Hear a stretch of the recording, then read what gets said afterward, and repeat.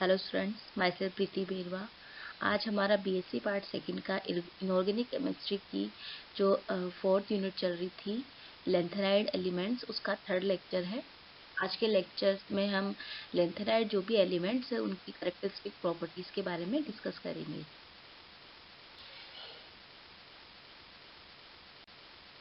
Magnetic properties of lanthanide elements. Lanthanide elements में जो lanthanum +3 है और लुटेशियम +3 है, उनके इलेक्ट्रॉनिक कॉन्फ़िगरेशन में कोई भी अनपेयर्ड इलेक्ट्रॉन नहीं होता। अनपेयर्ड इलेक्ट्रॉन के एब्सेंस के कारण ये पैरामैग्नेटिक शो नहीं करते, मतलब ये डायमैग्नेटिक होते हैं।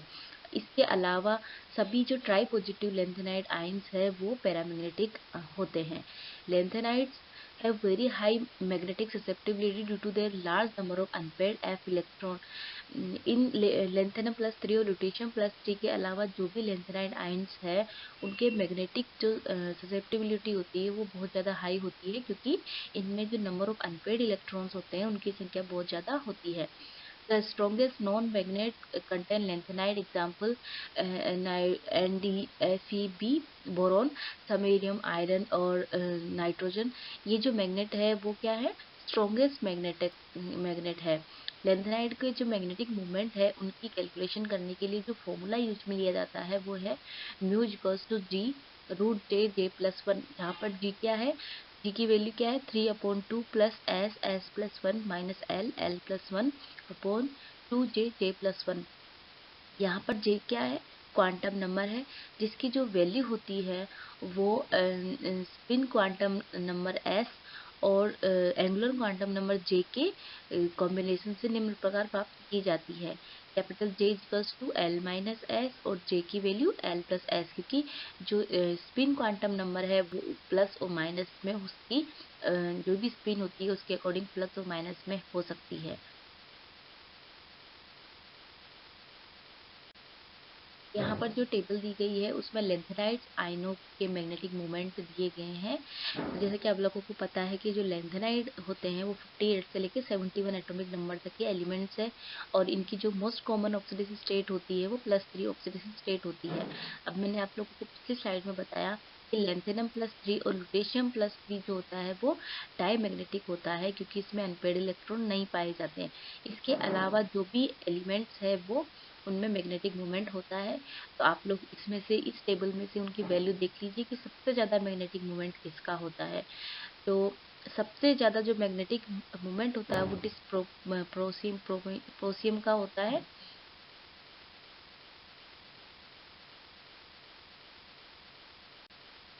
केमिकल प्रॉपर्टीज, लेंथेनाइड की केमिकल प्रॉपर्टीज क्या क्या है, मतलब वो किसके साथ रिएक्शन करता है। तो यहाँ पर जो डायग्राम दिया गया है उसमें आप लोग देखिए कि जब लेंथेनाइड की रिएक्शन एसिड्स के साथ करवाते हैं तो हाइड्रोजन गैस देता है। जब हेलोजन्स के साथ करवाते हैं तो LnH3 कंपाउंड का फॉर्मेशन होता है। जब लेंथेनाइड की रिएक्शन H2O के साथ करवाते हैं तो उनके हाइड्रोक्साइड्स का फॉर्मेशन होता है।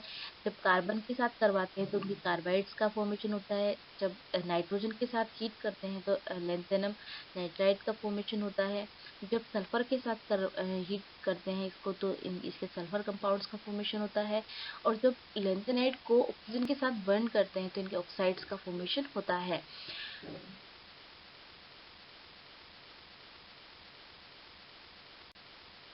कॉम्प्लेक्स फॉर्मेशन, जैसा कि मैंने आप लोगों को डी ब्लॉक एलिमेंट से पढ़ाया था तो बताया था कि जो डी ब्लॉक के एलिमेंट्स है, ट्रांजिशन एलिमेंट्स है, वो कॉम्प्लेक्स फॉर्मेशन, इनमें उनमें कॉम्प्लेक्स फॉर्मेशन की प्रॉपर्टी पाई जाती है। डी ब्लॉक के कंपैरिजन में लेंथेनाइड्स में जो कॉम्प्लेक्स फॉर्मेशन बनाने की जो प्रवृत्ति होती है वो बहुत कम होती है, क्योंकि जो लेंथेनाइड्स होते हैं उनमें उनकी जो कॉमन ऑक्सीडेशन स्टेट होती है वो +3 उन पर चार्ज होता है। लेंथेनम +3 आयनों की जो साइज होती है इतने आवेश वाले ट्रांजिशन एलिमेंट से अधिक बड़ा होता है। लेंथेनम +3 की जो आयनिक रेडियाई होती है उसकी जो वैल्यू होती है वो 0.85 से लेकर 1.03 अंगस्ट्रांग तक होती है, जबकि ट्रांजिशन एलिमेंट के जो ट्राई पॉजिटिव आयन होते हैं उनकी रेडियाई का मान इससे कम होता है। तो लेंथेनम +3 जो आयन्स होते हैं उनकी साइज बड़ी होने के कारण इनमें कॉम्प्लेक्स फॉर्मेशन की जो कैपेबिलिटी होती है वो बहुत कम होती है। कम आवेश वो अधिक आकार के कारण लेंथेनाइड की जो कॉम्प्लेक्स बनाने की जो प्रवृत्ति होती है वो कम होती है। ये लाइन याद कर लेना आप लोग। इनके जितने भी कॉम्प्लेक्स, जो भी स्टेबल कॉम्प्लेक्स के आते हैं, वे सब ऐसे हैं जिनमें जो लिगेंड होती है वो हार्ड बेस हो। हार्ड बेस हम ऐसे बेस को कहते हैं जिनमें मॉलिक्यूल का इलेक्ट्रॉन डोनर जो एटम होता है वो मोर इलेक्ट्रोनेगेटिव होता है और वो कम पोलराइज होने वाले होते हैं। मतलब अगर लेंथेनाइड का हार्ड बेस के साथ कॉम्प्लेक्स है तो वो ही स्टेबल कॉम्प्लेक्स होगा। हार्ड बेस किसे कहते हैं?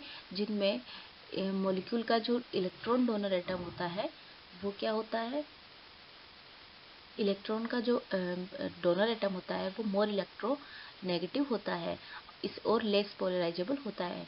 जब किसी मॉलिक्यूल या आयन में ऑक्सीजन तथा फ्लोरीन या नाइट्रोजन परमाणु इलेक्ट्रॉन डोनर के रूप में हो तो ऐसे बेस को हम क्या बोलेंगे? हार्ड बेस बोलेंगे। हार्ड बेस से स्ट्रॉन्ग लिगेंड के साथ ही लेंथेनाइड जो है वो स्ट्रॉन्ग कॉम्प्लेक्स का फॉर्मेशन करते हैं। किसी विशेष लिगेंड के लिए लेंथेनाइड आयनों के चार्ज बढ़ने के साथ उसकी कॉम्प्लेक्स बनाने की जो कैपेबिलिटी होती है वो बढ़ती है। अतः लेंथेनाइड की तीनों संभावित ऑक्सीडेशन स्टेट 3 कौन-कौन सी? +2, +3 और +4। तो इनका ऑर्डर दिया गया है। सबसे कम जो कैपेबिलिटी होती है कॉम्प्लेक्स बनाने की वो लेंथेनम +2 की होती है, फिर लेंथेनम +3 और फिर लेंथेनम +3। दूसरी बात, यदि लिगेंड समान हो और चार्ज मतलब आयन पर आवेश सेम हो तो हाई एटॉमिक नंबर वाले जो लेंथेनाइड आयन है उनकी कॉम्प्लेक्स बनाने की जो प्रवृत्ति होती है वो अधिक होती है। तो लेंथेनम +3 आयनों के लिए कॉम्प्लेक्स बनाने की जो प्रवृत्ति होती है वो लेंथेनम +3 से लेकर ल्यूटेशियम +3 तक क्या होगी? बढ़ती जाती है। इसका कारण ये है कि लेंथेनम +3 से ल्यूटेशियम +3 तक आयनिक रेडियाई में कमी आ रही है और हम जानते हैं कि कॉम्प्लेक्स बनाने के लिए जो पॉजिटिव चार्ज जो आयन है उस पर आवेश ज़्यादा होना चाहिए और उसकी साइज कम होनी चाहिए। अब मैंने आप लोगों को बताया कि जो लेंथेनाइड्स आयन होते हैं वो स्ट्रॉन्ग लिगेंड या हार्ड बेस के साथ कॉम्प्लेक्स का फॉर्मेशन करते हैं। फॉर एग्जांपल जैसे ऑक्सीजन डोनर एटम हो लिगेंड में, जैसे EDTA है, सिट्रिक एसिड है, ऑक्जेलिक एसिड है, और नाइट्रोजन लिगेंड जैसे इथाइलिन डाइअमीन है, NCS- है। इनके साथ जो लेंथेनाइड आयन होते हैं वो स्ट्रॉन्ग कॉम्प्लेक्स का फॉर्मेशन करते हैं। ऑक्सीजन लिगेंड के साथ बने हुए कॉम्प्लेक्स में मैक्सिमम वाटर या सॉल्यूट के अणु केंद्रीय तत्व परमाणु आयनों के साथ कोऑर्डिनेशन बॉन्ड बनाते हैं। इससे सामान्य रूप से पाई जाने वाली जो कोऑर्डिनेशन नंबर होता है वो 7, 8, 9 हो सकता है और इसके अतिरिक्त 6 व 10 कोऑर्डिनेशन नंबर वाले कॉम्प्लेक्स भी ज्ञात है। नाइट्रेट लिगेंड बाइडेंटेट लिगेंड होती है और इसमें जो डोनर एटम होता है वो नाइट्रोजन ऑक्सीजन होता है। सॉरी, डोनर जो एटम होते हैं वो दोनों ऑक्सीजन एटम होते हैं। ये लिगे सॉरी जो लेंथेनाइड आयन है उसके साथ कोऑर्डिनेशन बॉन्ड बना लेते हैं। सीरियम +4 जिसे हाई चार्ज और स्मॉल साइज वाले जो मेटल आयन होते हैं उनके साथ नाइट्रेट लिगेंड कॉम्प्लेक्स का फॉर्मेशन करते हैं और इसकी जो कोऑर्डिनेशन नंबर जो होती है वो 12 होती है। तो इससे क्या देखा आपने कि जो लेंथेनाइड आयन होते हैं वो हाई कोऑर्डिनेशन नंबर वाले कॉम्प्लेक्स का फॉर्मेशन करते हैं। Lanthanide compounds lanthanide +3 oxidation state show करते हैं और लेंथेनम +3 आयन लगभग सभी जो नेगेटिव आयन्स होते हैं जैसे क्लोराइड, ब्रोमाइड, आयोडाइड, नाइट्रेट आदि आयनों के साथ क्या बनाते हैं? सॉल्ट का फॉर्मेशन करते हैं। लेंथेनम +3 से ल्यूटेशियम +3 तक जाने से इनकी जो आयनिक रेडियाई होती है वो घटती जाती है और इनके इन यौगिकों के जो आयनिक गुण होते हैं वो भी कम होते जाते हैं। आयोडाइड के अतिरिक्त लेंथेनाइड के सभी ट्राई हैलाइड ज्ञात है जो तत्व सीधे ही क्या होते हैं? इनके कॉम्बिनेशन से बन जाते हैं। मतलब डायरेक्ट अगर लेंथेनाइड आयंस की रिएक्शन हम हैलाइड से करवाएंगे तो डायरेक्ट ही इनके ट्राई हैलाइड का फॉर्मेशन हो जाएगा। फ्लोराइड के अतिरिक्त लगभग सभी जो ट्राई हैलाइड्स होते हैं वो वाटर में सोल्यूबल होते हैं और लेंथेनाइड के क्लोराइड और ब्रोमाइड क्रिस्टलाइजेशन जल युक्त हाइड्रेट साल्ट का फॉर्मेशन करते हैं।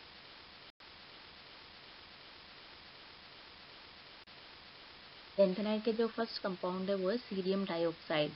सीरियम मेटल हाइड्रोक्साइड या किसी भी सॉल्ट जैसे कार्बोनेट, ऑक्जेलेट, नाइट्रेट आदि को ऑक्सीजन अथवा वायु के साथ गर्म करने से क्या क्या प्राप्त होगा? हमें सीरियम डाइऑक्साइड का फॉर्मेशन होगा। सीरियम जो डाइऑक्साइड है एक वाइट होती है, क्रिस्टलीय सॉलिड होती है और ये एक स्थायी और उदासीन पदार्थ होता है। एसिड और बेस के साथ इसकी कोई रिएक्शन नहीं होती। लेकिन H2O2 जैसे स्ट्रॉन्ग जो रिड्यूसिंग एजेंट होते हैं उनके साथ इनकी रिएक्शन हो सकती है। यदि सीरियम+4 के विलयन की सारों के साथ रिएक्शन करवाई जाती है तो हाइड्रेटेड सीरियम डाइऑक्साइड का येलो पीपीटी बनती है और इसका जो कंपोजिशन होता है वो सीरियम डाइऑक्साइड डॉट H2O होता है।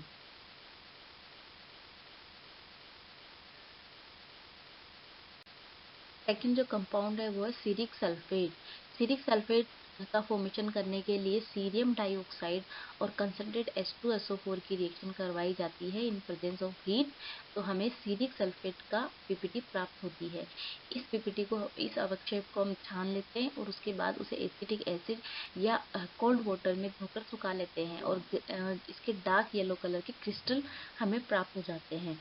जब इसे सीरिक सल्फेट को हम गर्म करेंगे तो ये सीरियम डाइऑक्साइड में विघटित हो जाता है और सल्फेट के साथ, मेटल सल्फेट के साथ ये डाइमर का फॉर्मेशन कर लेता है।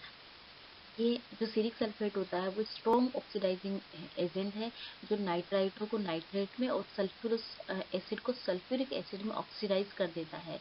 सीरिक सल्फेट और इसके जो अमोनियम सल्फेट के साथ बने डाइमर जो साल्ट होते हैं उनका उपयोग रिडॉक्स अनुमापन में ऑक्सीकारक के रूप में किया जाता है। इन कंपाउंड्स की रिएक्शन को आप लोगों को याद करना है, उनमें से एग्जाम में क्वेश्चन पूछा जाता है हमेशा। थर्ड जो कंपाउंड है वो है सीरिक हेलाइड। सीरियम+4 ऑक्सीडेशन स्टेट में हेलाइड्स में ब्रोमाइड और आयोडाइड तो ज्ञात नहीं है लेकिन क्लोराइड ज्ञात है, लेकिन इसे शुद्ध रूप से प्राप्त नहीं किया जा सकता, अतः इसके फ्लोराइड जिनोन टेट्राफ्लोराइड बनाया जा सकता है। जब जलीय मतलब हाइड्रेटेड सीरिक ऑक्साइड की रिएक्शन हाइड्रोजन फ्लोराइड के साथ करवाई जाती है तो सीरिक क्लोराइड का फॉर्मेशन होता है। यदि इस हाइड्रेटेड सॉल्ट को यदि फ्लोराइड की उपस्थिति में गर्म किया जाता है तो हमें निर्जल लवण का प्राप्त होता है। ये एक रंगीन व स्टेबल यौगिक होता है जो निर्वात में गर्म करने पर भी विघटित नहीं होता है और ये जल में अविलीय होता है, मतलब इनसॉल्युबल होता है। हाइड्रोजन के साथ 300 डिग्री सेंटीग्रेड तक गर्म करने पर ये क्या हो जाता है, रिड्यूस हो जाता है और सीरियस फ्लोराइड का फॉर्मेशन CeF3 बना लेता है। सीरियम+4 आयन इन सॉल्यूशन। सीरियम+3 के सॉल्यूशन की यदि पेरोक्सी सल्फेट नाइट्रिक एसिड में जिसमें जैसे स्ट्रॉन्ग ऑक्सीडाइजिंग एजेंट के साथ रिएक्शन करवाई जाती है तो सीरियम+4 आयन का फॉर्मेशन होता है। सीरियम+4 आयन के सॉल्यूशन से फॉस्फेट, आयोडेट, ऑक्सीडेट आदि साल्ट को क्या कर सकते हैं, हम पिपेट आउट कर सकते हैं, अवक्षेपित किया जा सकता है, जो प्रबल नाइट्रिक एसिड में नॉन सोल्यूबल होता है। अतः जो ट्राई वैलेंट जो लेंथेनाइड है उनके मिश्रण से सीरियम को फॉस्फेट तथा आयोडेट के रूप में आसानी से पृथक किया जा सकता है। सीरियम+4 के आयनों का कार्बनिक जो भी सॉल्वेंट होते हैं उनके द्वारा आसानी से निष्कर्षण किया जा सकता है। Hydrated cerium ion for example cerium H2O+4 शीघ्र ही क्या होता है, जल अपघटित हो जाता है और इसकी जो pH होती है वो बहुत कम होती है। +2 ऑक्सीडेशन स्टेट में यूरोपियम और इटरबियम के यौगिक भी काफी स्टेबल होते हैं। द्विसंयोजित धनायनों की अपचायक क्षमता का बढ़ता क्रम निम्न प्रकार दिया गया है: यूरोपियम+2, इटरबियम+2 और समैरियम+2। लेंथेनियम+2 यौगिक बनाने के लिए लेंथेनियम+3 आयन यौगिक की जो रिएक्शन मतलब यौगिकों का क्या करवाया जाता है, रिड्यूसिंग करवाई जाती है, अपचयन करवाया जाता है। अपचायक के रूप में किसको यूज में लेंगे, जिंक अमलगम को मैग्नीशियम प्लस एथेनॉल का उपयोग किया जाता है। यूरोपियम+3 और इटरबियम+3 को विद्युत अपघटनीय अपचयन द्वारा भी यूरोपियम+2 और इटरबियम+2 लवणों में परिवर्तित किया जा सकता है। लेंथेनाइड्स और उनके कंपाउंड्स की एप्लीकेशंस क्या है, मतलब उनके उपयोग क्या क्या है। फर्स्ट एप्लीकेशन है एसिडिक अम्ल के सॉल्यूशन में ये एल्डिहाइड और कीटोनों का अल्फा कार्बन एटम पर ऑक्सीडाइज कर देते हैं। इसके कॉम्प्लेक्स जो साल्ट होते हैं वो अमोनियम हेक्सानाइट्रेट सीरेट टॉल्यूइन का बेंजील्डिहाइड में ऑक्सीडेशन कर देते हैं। जलीय सीरियम+4 आयन सांद्र HCl को क्लोरीन में ऑक्सीडाइज कर देते हैं। उपयुक्त के अतिरिक्त कहीं जो कॉम्प्लेक्स साल्ट होते हैं एल्कोक्साइड आदि का संश्लेषण भी सीरियम+4 आयनों की सहायता से संपन्न होता है। कहीं रेडॉक्स अनुमापनों में भी सीरियम+4 का उपयोग एक प्राइमरी मानक ऑक्सीडाइजिंग के रूप में किया जा सकता है। फिफ्थ जो यूज है वो है वस्त्र एवं कपड़ा उद्योग में। सीरियम के साल्ट वस्त्र उद्योग में डाई के रूप में और चमड़ा उद्योग में टैनिंग रिएजेंट के रूप में यूज में लिए जाते हैं। सीरियम टेट्रानाइट्रेट का जो उपयोग होता है वो एलिजरीन और डाई में मॉर्डेंट के रूप में किया जाता है। लैंथेनाइडों के क्लोराइड और सल्फेटों का उपयोग जो भी अपने वस्त्र होते हैं उनको वाटरप्रूफ और एसिड प्रूफ करने में किया जाता है। सिक्स यूज है मेडिसिन एंड एग्रीकल्चर में। उल्टी व जी मिचलाने के उपचार में सीरियम साल्ट का और जो ब्लड में हीमोग्लोबिन और आरबीसी की वृद्धि करने में इर्बियम तथा सीरियम के साल्ट का उपयोग किया जाता है। जर्मिसाइड्स मतलब कीटनाशी के रूप में भी पीआर और नायोडियम के सैलिसिलेट डीमाल नाम से प्रयुक्त किए जाते हैं। इसके अतिरिक्त लेंथनाइड यौगिकों का उपयोग जो होता है फंगस नाशी के रूप में भी किया जाता है और जो भी अपने उर्वरक होते हैं उनमें ट्रेस एलिमेंट के रूप में इनका उपयोग किया जाता है। लैंपो में लैंथेनम, सीरियम, यूरोबियम, समैरियम के जो साल्ट होते हैं उनका उपयोग ल्यूमिनिफोर्स में के एक्टिवेटर के रूप में किया जाता है। इनसे गैस मेंटल का फॉर्मेशन होता है। साथ ही चमकीले लैंपों में इनकी कोटिंग और कैथोड रेडिएशन नली के पर्दे पर इनका पेंट किया जाता है। Catalytic applications. कुछ लैंथेनाइड यौगिकों का उपयोग कार्बनिक यौगिकों के ऑक्सीडाइजेशन, हाइड्रोजनीकरण, डिहाइड्रोजनीकरण आदि अभिक्रियाओं में कैटलिस्ट के रूप में उपयोग किया जाता है। सीरियम फॉस्फेट का जो उपयोग होता है वो पेट्रोलियम के भंजन में कैटलिस्ट के रूप में किया जाता है।